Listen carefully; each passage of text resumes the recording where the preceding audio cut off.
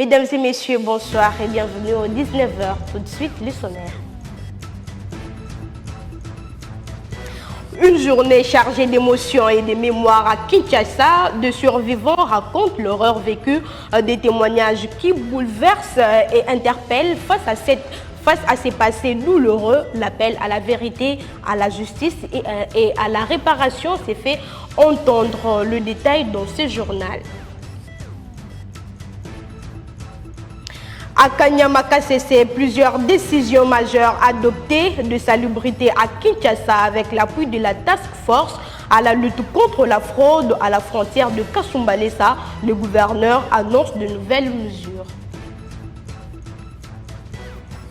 La tension monte chez les Bavira. Le chef coutumier romain Lengue Rugaza dénonce une tentative de déstabilisation de son autorité et pointe du doigt de personnes qu'il accuse des liens avec la rébellion AFC M23. Deux accusations qui suscitent des réactions attendues. Plus de précisions dans ce journal.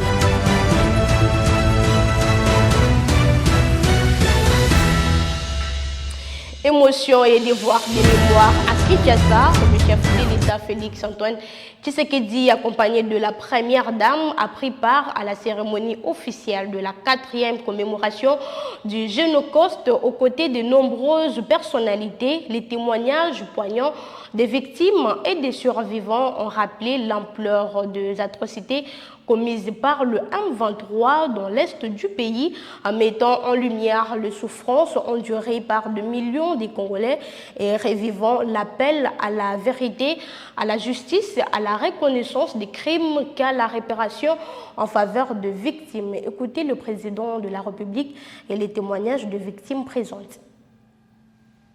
Voilà, vous avez vu les images. Là-bas, j'avais que 5 ans. C'était en 2002. Les rebelles rwandais ont pris mon village. J'étais encore enfant. J'avais que 5 ans. C'était vraiment difficile de connaître même mon tribu.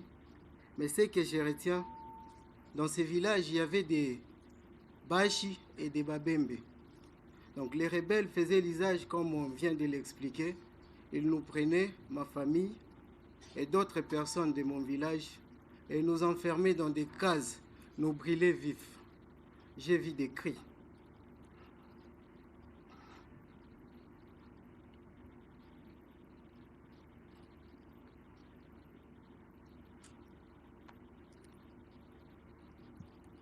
J'ai été ramassé par un agent de la Croix-Rouge. C'est celui qui m'a aidé à devenir ce que je suis aujourd'hui. Cette personne a pris mes soins, a pris en charge mes études. Malheureusement, comme la mort ne prévient pas, la mort ne pardonne pas, lui aussi a rendu l'âme en 2016.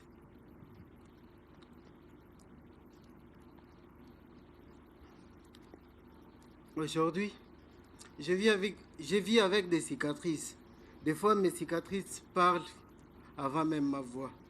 Des fois, mes cicatrices expliquent tout ce que j'ai passé à l'est du pays. Voilà.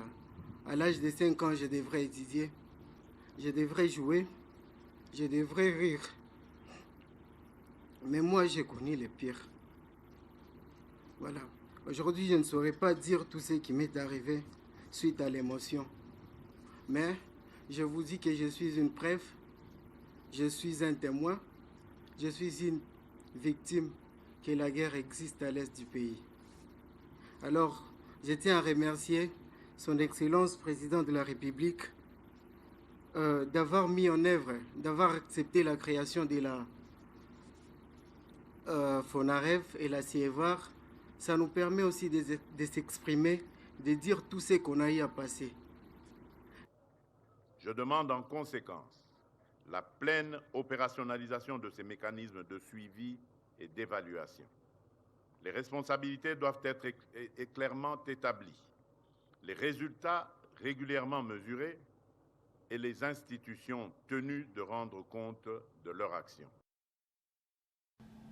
Le président de la République, Félix-Antoine Tshisekedi, a inauguré le palais de justice de Lubumbashi samedi dernier une infrastructure destinée à renforcer l'administration de la justice en RDC. Cette réalisation marque une étape importante dans la modernisation des institutions judiciaires et réaffirme la volonté des autorités d'améliorer l'accès des citoyens à une justice plus efficace et plus proche de la population civile.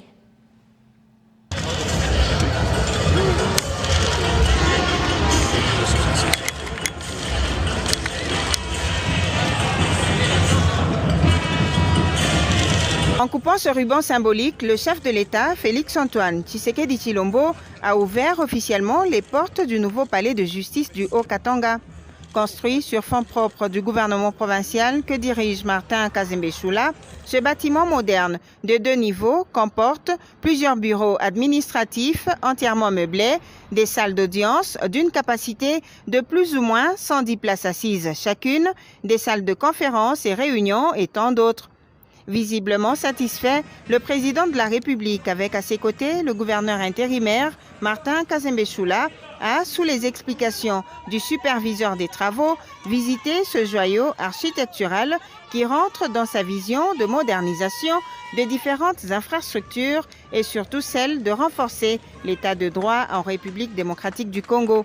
Un geste salué par l'assistance.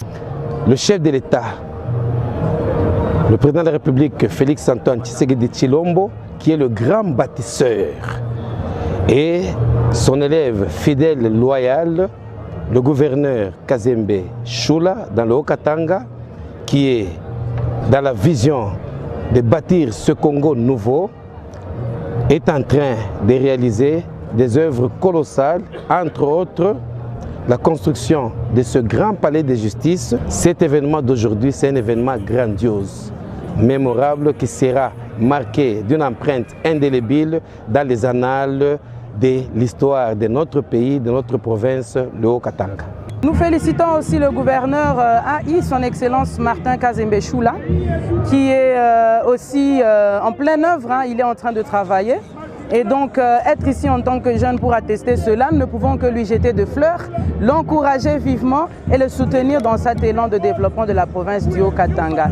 Nous voulons que ce bâtiment appelle d'autres, que cette infrastructure en appelle d'autres et que la province du Haut-Katanga puisse se développer et que la population puisse voir son train de vie et même sa vie sociale changer, être améliorée et que vraiment qu'on dise que 66 ans après l'indépendance, il y a des Congolais qui travaillent et il y a des jeunes qui sont aussi témoins de ce travail et qui soutiennent. La première ministre, les hauts magistrats, les responsables de la justice, les députés et ministres nationaux et provinciaux, ainsi que plusieurs autres personnalités politico-administratives, tant nationales que provinciales, étaient présents à cette cérémonie d'inauguration du nouveau palais de justice.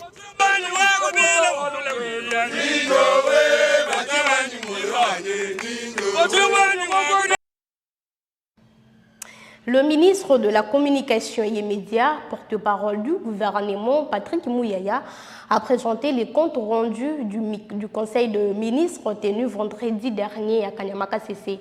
Parmi les principales décisions, le président Félix Tshisekedi a salué le travail de la task force déployée à Kinshasa et a appelé tout le bourgmestre ainsi que la population quinoise à soutenir cette initiative. Il a également pris des décisions pour lutter contre la fraude à la frontière de Kasumbalesa en annonçant ainsi des sanctions contre tout mafieux. Écoutez le ministre Patrick Mouyaya dans cet extrait choisi par votre rédaction. Le deuxième point de la communication du président de la République a porté sur l'accompagnement de l'action de la task force présidentielle de salubrité et d'assainissement dans la ville-province de Kinshasa. À ces sujets, le président de la République a noté avec satisfaction que la task force placée sous son autorité directe pour conduire de manière coordonnée et permanente la lutte contre l'insalubrité dans la ville de Kinshasa est désormais une réalité. Il a indiqué avoir pu s'en convaincre personnellement lors de sa descente sur terrain le 17 juillet 2026 dans les districts de la Tchangou à Kinshasa, où les premières opérations en cours traduisent concrètement les engagements pris. Dans la même dynamique, il a annoncé la tenue dans les tout prochains jours de la première réunion du comité de pilotage institutionnel dont le but sera d'évaluer les premières actions engagées et arrêter les ajustements nécessaires.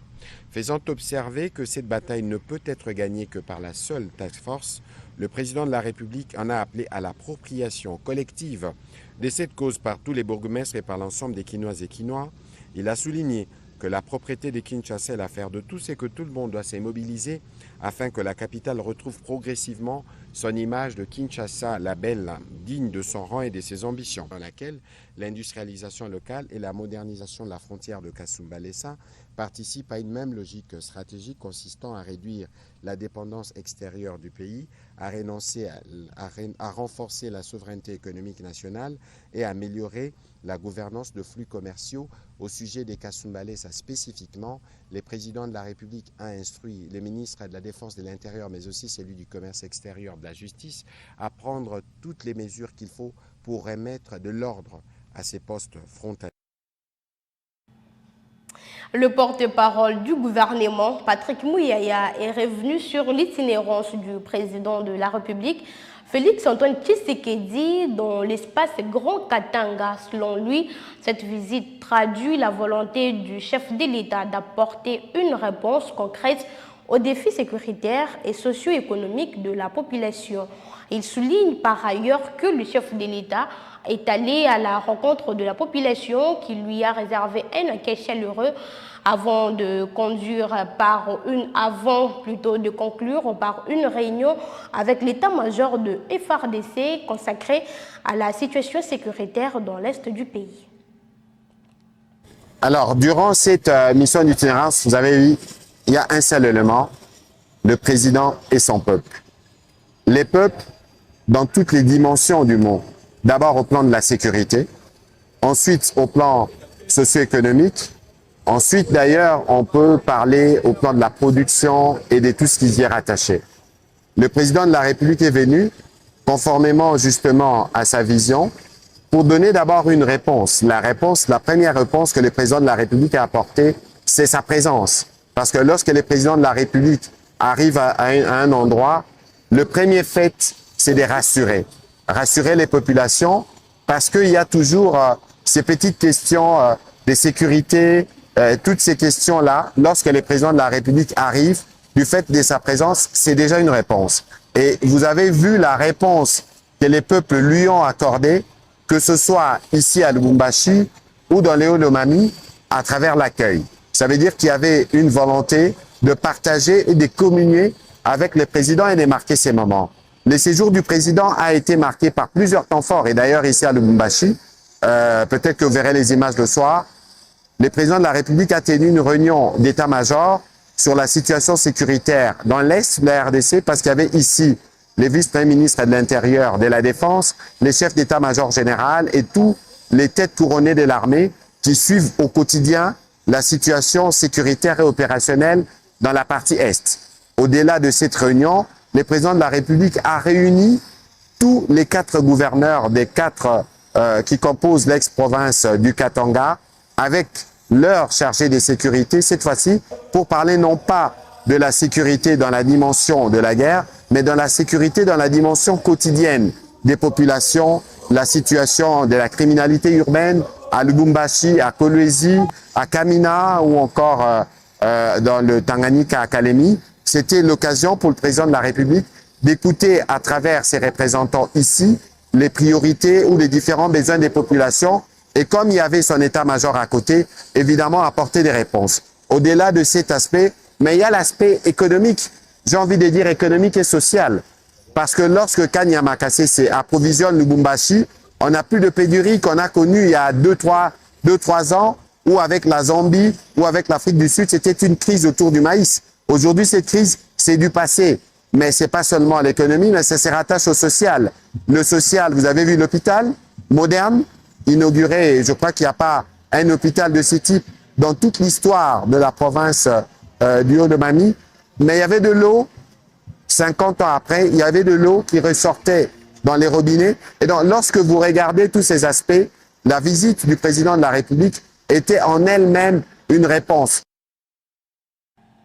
Changeons de chapitre. Fin de calvaire pour l'auteur présumé du meurtre de l'entrepreneur Vali Amissi, désormais entre les mains des autorités. Arrêté dimanche dernier à Brazzaville après plusieurs jours de recherche, Beni Moukena a reconnu le fait lors d'un interrogatoire filmé. Le gouvernement congolais s'active à présent pour obtenir son extradition vers Kinshasa où il devra répondre de ses actes. Suivez. Ça va passer par là. Mais les sacs sont là, c'est bon. Allez-y. Non, parlons d'abord des vrais faits. Le gars s'appelait comment?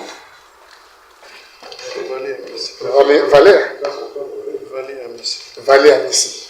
Ouais, tu as dit que tu l'as tué avec une arme, c'est de quelle catégorie? Un peu maca ou un peu? Je ne sais pas, on m'avait juste donné ça. Hein?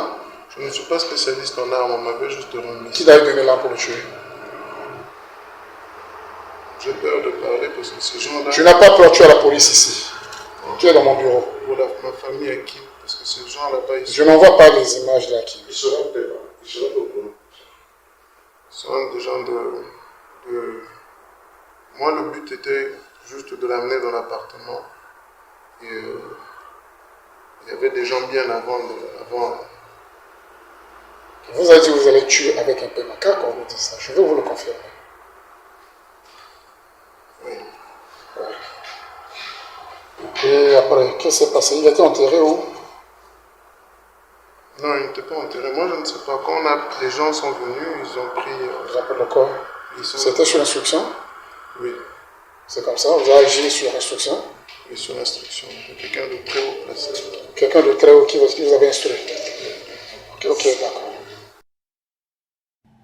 Les phénomènes Mobondo, que l'on croyait définitivement éradiqués, montrent plutôt des signes de résurgence dans la commune de Maluku. En mission sur le terrain, le ministre des anciens combattants, Eliezer Tamboué, a supervisé une opération croyant conduit à l'arrestation des 10 présumés membres du groupe. Face à lui présenté comme leur chef, le ministre a réaffirmé l'autorité de l'État, tandis que le suspect a multiplié les demandes de pardon face à son impuissance devant l'évidence. Suivez. Parce que ce sont ces bandits ici, toujours qui sont dans Zamba pour ça la ligne. Allah tu moi pour soigner ma wa nanda moni amokisi. Tome kana masasi. Hein? Soda moko atele manano. Ngwa kuna vitesse. Te yo tele makuna. Te okufa te tele makuna. Tele mazoga si. Te todo meka. Lata ni. Monsieur.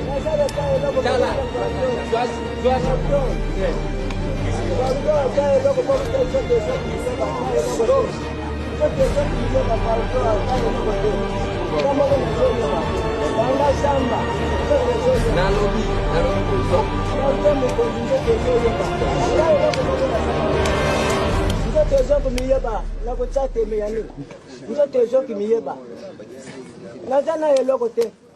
Kaka moto banyama tozo boma na jamba. Eloko te mokonzi. Eloko te mokonzi. Pardon. Zote so yeba na zana ta eloko te ndenge na zawa. Siko kwa moto keneko. Kagene ko peso bokoko. Sikonde to nyitome kapo. Zwana no chapeau na yo. Zwa chapeau. Ah, de, zwa chapeau. Zwa chapeau. Zwa chapeau là. Siko mungongo mokaba bosen ngai. Siko bokoko ezo sala siko. Soda reculé. Zonga kuna. Tika chapeau. Tozo meka. Nazana eloko te mokonzi pardon. Nazana eloko te assurance exacte, nazana eloko te. Nazoyeba.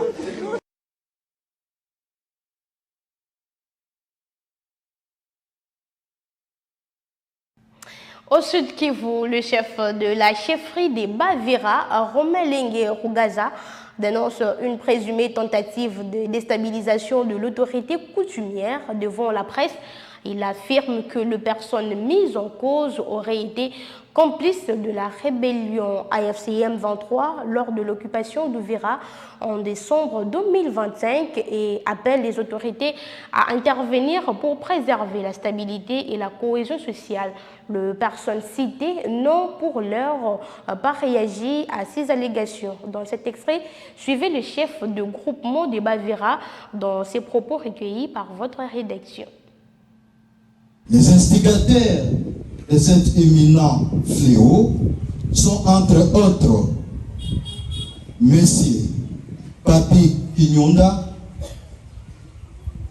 Jeff Fundi, Moulako Kabemba, Ngulwe Kituku, Kiza Kanyole, Bousseni Malole Benjamin,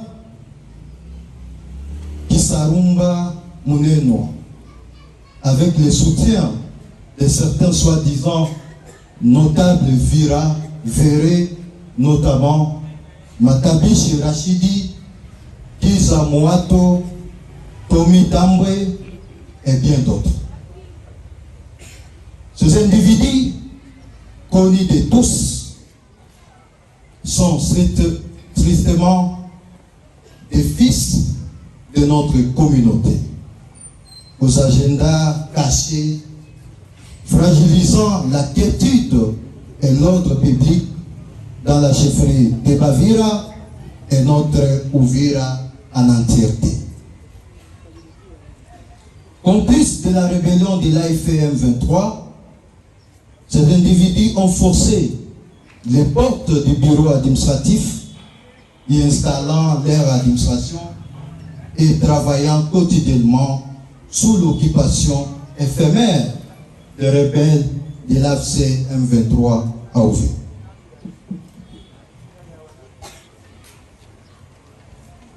Une attitude en cachant aux yeux de tout le monde le patriotisme et loyauté traditionnelle de notre chefferie aux institutions républicaines. Le même camp d'Engri plutôt, a tenté à plusieurs reprises, sans succès précédemment, leur manœuvre d'installer un nouveau Mwami et chef de chefferie à Katala et dans la ville d'Ouvira, avec l'appui des secteurs responsables verrés au niveau de la province du Sud Kivu. Pour l'intérêt supérieur de notre Ouvira, j'en appelle à la conscience collective et à la mobilisation populaire légendaire qui nous a toujours caractérisés à Ouvira.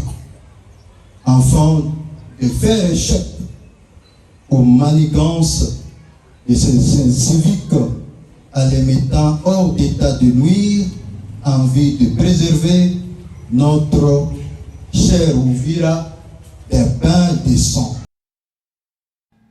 Parlons infrastructure. À présent, dans le cadre du projet Métrokin, l'ONATRA lance l'opération de récupération de ces emprises occupées en mission Kondolo à la limite des communes de la Gombe et de Barumbu, précisément à hauteur de la Bralima. Le samedi dernier, le ministre provincial de l'Environnement, Léon Moulumba, a appelé les occupants à libérer les lieux. Les démolitions débuteront dans 2 semaines sur une bande de 15 mètres de part et d'autre.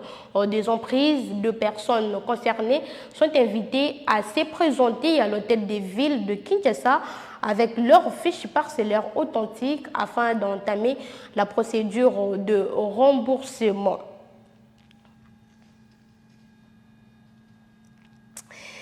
Toujours dans le même chapitre, à l'approche de l'inauguration du marché central de Kinshasa, communément appelé Zando, des rumeurs circulent sur une prétendue absence d'installation hygiénique. Face à ces allégations, Godé Poyi, président de l'Assemblée provinciale de Kinshasa, au moment où, au moment du lancement de travaux de construction, actuellement député national rassure que toutes les infrastructures sanitaires ont été prévues de la conception du projet. Il appelle ainsi la population quinoise à ne pas céder aux fausses informations. Dans cet extrait choisi, suivez les députés nationaux Goudempoy. Ce marché a au moins 272 toilettes, dont 60 réservées aux femmes. J'apprends des âneries du genre qu'il n'y a pas de fosses sceptiques dans ces marchés-là. Mais il faut se renseigner. Il faut se renseigner. À Kinshasa, on dit à qu'on n'est pas à demander. Demandez à tous ceux qui ont habité Kalina. Demandez à tous ceux qui ont étudié à Kalina. Ils vous diront que quand nous on était élèves dans cette commune, les maisons de la commune de la Gombe n'ont jamais eu de fosses sceptiques depuis l'époque coloniale. Les Belges, en construisant toutes ces maisons, avaient déjà prévu des voies d'évacuation qui donnent sur le fleuve. On n'avait pas besoin de construire une fosse septique parce que ça n'a jamais existé à Gombe. Les voies d'évacuation existent. Donc les voies d'évacuation étaient prévues depuis l'époque coloniale. C'est le maréchal Mobutu qui avait construit ces marchés-là. Et je vous dis, pour débétonner la fondation, ça a été chronophage pour nous. Vous savez ce que nous avons fait sur cette ville? Personne ne l'a fait, même pas Léopold. Construire un grand marché sans avoir déboursé un seul franc de l'État, nous méritons un fisc médaille de bronze. Direction l'international pour clôturer ce journal, la course à la succession d'Antonio Guterres à la tête des Nations Unies s'annonce plus disputée que prévu. Lors d'un premier vote indicatif au Conseil de sécurité, l'ancien président sénégalais Macky Sall n'a pas convaincu, arrivant derrière plusieurs candidats. Entre rivalité diplomatique, principe de rotation géographique et appel à élire une femme, la bataille pour le secrétariat général de l'ONU reste totalement ouverte. Images et commentaires. Un premier test au goût amer pour Macky Sall, candidat à la succession d'Antonio Guterres à la tête des Nations Unies. L'ancien président sénégalais n'a obtenu que 6 voix favorables, 7 défavorables et 200 options lors d'un vote indicatif secret organisé par le Conseil de sécurité le 30 juillet. Le score sème le flou sur sa candidature, même si le scrutin n'avait aucun enjeu majeur, puisque d'autres seront organisés. La présence d'une deuxième candidature africaine, celle d'Olara Otounou, secrétaire général adjoint de l'ONU pendant le mandat de Kofi Annan, complique les choses, même si Macky Sall a obtenu depuis le soutien des autorités de son pays. Autre écueil pour le Sénégalais, la rotation géographique. Ce principe tacite voudrait que le prochain secrétaire général soit originaire d'un pays d'Amérique latine. Mais pas seulement, des voix poussent aussi pour l'élection d'une femme à la tête de l'ONU. Fin de ce journal, mesdames et messieurs. Merci de l'avoir suivi. L'actualité continue sur Ecopolis Télévision. Portez-vous bien et à demain.